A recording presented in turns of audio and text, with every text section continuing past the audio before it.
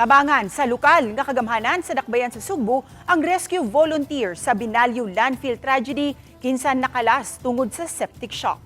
Ano ang report ni Alan Domingo?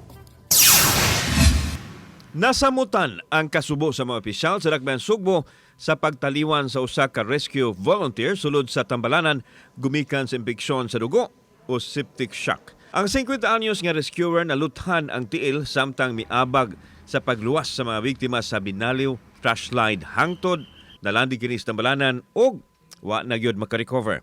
Mipadangat sa impasubo ang mayor adungan sa pagsubli nini nga gipaubos sa days of mourning ang syudad tungod sa kamatayon sa 36 ka mga trabahante nga natabunan sa nahugno nilang building. Atong pag-show sa atong respect, solidarity sa nga nangamatay, atong giimo pagkipakita gyud nga ang atong syudad nagkuyog sa kasub-anan sa mga tawo nga nawad-an sa ilang mga mahal sa kinabuhi, nag-half-mast ta.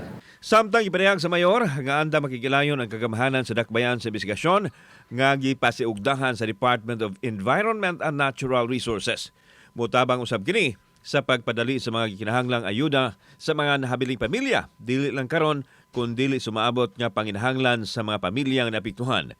Enero 8 nahitabo ang trash slide nga mikutlo sa kinabuhi sa mga trabahante. Know that DNR will be the one to be the lead agency and the City of Cebu will cooperate on whatever capacity that we have sa atong syudad.